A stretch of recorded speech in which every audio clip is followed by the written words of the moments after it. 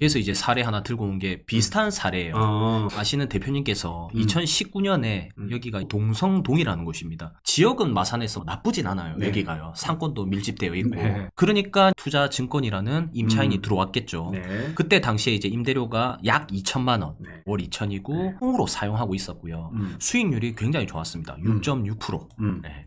그래서 수익률만 보고 샀는지는 모르겠어요. 네. 이 땅의 가치도 되게 좋은 거거든요. 오늘은 임차인 입장에서만 좀 말씀을 드리겠습니다. 아무튼 지금 한국투자증권이 들어왔는데 10년 동안 임차 기간을 다 채우고 최근에 이렇게 퇴거했습니다. 이 퇴거를 해버리니까 매달 2천만 원 들어왔던 게 지금은 안 들어오게 되겠죠. 네. 이게 2년이면 사실 돈이 좀 되거든요. 못 받게 되는 입장이 되는데 반대로 못 받는 것뿐만 아니라 내가 대출이자를 내야 되니까 손해가 심각할 수도 있단 네. 말이에요. 그래서 저는 개인적으로 안 좋은 임차인은 이런 통으로 들어오는 임차인들이 되게 안 좋다고 생각합니다. 네. 이유는 나갔을 때 내가 전부 다 돈을 납입을 해야 되니까. 그리고 이제 서울이나 이런 데 가보면 되게 유행이에요. 요즘에 이런 느낌. 이런 느낌의 통건물을 막 판단 말이에요. 구석에 있는 땅을 사서 건물을 지어서 수익률을 최대한 높게 맞추고 매도를 하는데 이 수익률에 대해서 속으시면 안 됩니다. 네. 왜냐면 수익률 같은 경우에는 높게 일단 세팅을 하고 매각이 끝나잖아요. 그러면 갑자기 세입자가 튀어나갈 수도 있어요. 네. 그래서 우리 세입자가 갑자기 튀어나가는 거를 예방하기 위해서는 층별로 세입자를 따로 받는 게 제일 좋습니다. 그래서 이게 무슨 말이냐면 보통 이제 디벨로퍼들이 이 건물 사면은 대박이다. 수익률 세팅할 수 있다. 이렇게 해서 매수인을 모집하죠. 그리고 수익률 세팅해 놓은 상태에서 그러니까 제3자의 임차인을 구해놓은 상태에서 소유권 이전을 한단 말이에요. 근데 알고 보니까 제3의 소유자가 아는 사람을 가라 임차인으로 이렇게 넣었던 거예요. 네.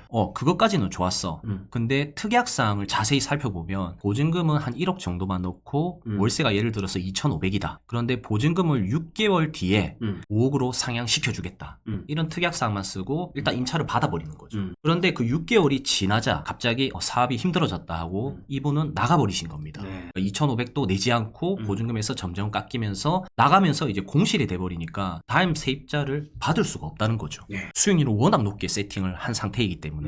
그래서 저는 개인적으로 이렇게 지어진 건물들 있죠. 그냥 솔직히 사면 안 된다 봅니다. 이런 디자인에 대한 건물. 이제 뭐 본인 사옥으로 내가 실제 거주할 거다. 실제 운영하면서 내가 오랫동안 가지고 있을 거다 하면은 사도 괜찮다 보지만 투자용으로는 굉장히 위험하다. 그래서 우리는 이제 어떤 건물을 사야 되냐? 이 층별로 임차가 전부 다 따로 세팅되어 있는 임차 구성이 제일 좋습니다. 네. 한 사람이 나가더라도 다른 데서 좀 버티고 있으니까. 네. 이 건물 세입자가 동시에 나갈 수는 없어요. 네. 건물이 무너지지 않는 이상 세입자가 동시에 퇴거할 수는 없고 이거 같은 경우에는 이제 지하에 뭐 1대1 PT숍, 그 다음에 고기 굽는 남자가 1층에 세팅되어 있고 네. 2층은 중식당, 스터디 카페, 그다음에 독일 보청기, 임차 구성이 전부 다 다르단 말이에요. 네. 그래서 이런 임차 구성이 제일 좋다고 보시면 됩니다. 네. 그리고 입지가 좋아가지고 나갔더라도 공실 위험이 작은 거죠. 새로운 세입자가 대기 중인, 맞습니다. 대기 수요가 많은 그런 지역이 좋죠. 네. 입지가 너무 좋으니까. 그리고 막 요런 건물들 1층만 임차인이 있고 2층, 3층, 4층은 임차인이 동일한 사람입니다. 네. 여관 임차인이기 때문에 한 명이 2, 3, 4층을 다 쓰거든요. 이런 거 같은 경우에는 임대가 너무 오랫동안 안 나간다 했을 때 요런 부분은 좀 손을 봐서 이 황금알을 넣는 거위로 바꿀 필요가 있습니다. 네. 우리가 뭐 닭도 그렇지 않습니까? 그렇죠. 병든 닭을 먹이를 주고 관리를 잘 해야 좋은 알을 부화하듯이 건물도 마찬가지예요. 이런 낙후된 건물, 오랫동안 임차가 안 나가던 건물을 싹 다 명도를 시키고 이런 식으로 층별로 구성을 다 따로 세팅하는 거죠.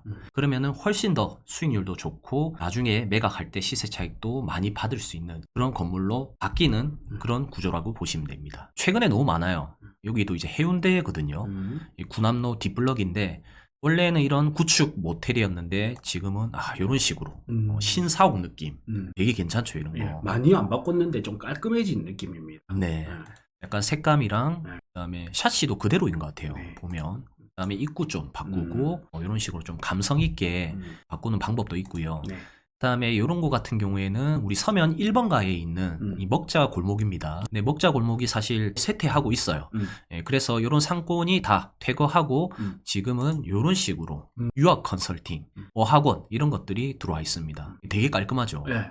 그래서 상업지에서 쇠퇴하고 있는 이런 건물들, 임차들은 이렇게 좀 다양하게 바꿀 수 있는 능력이 필요하다. 정리해보면 통임차인들은 내가 나가면 리스크를 내가 다 안아야 되기 때문에 임차인을 구분되어서 만들던지 아니면 통임차인 말고 구분되어 있는 이런 상가를 사든지 네. 둘 중에 하나 선택하시는 걸 저는 추천드리겠습니다. 아니면은 대기 수요가 많아가지고 통으로 나갔다 하더라도 빨리 들어올 수 있는 입지. 그렇죠. 그런 데도 있죠. 네. 그래서 신축 이런 것들이 조금 위험합니다.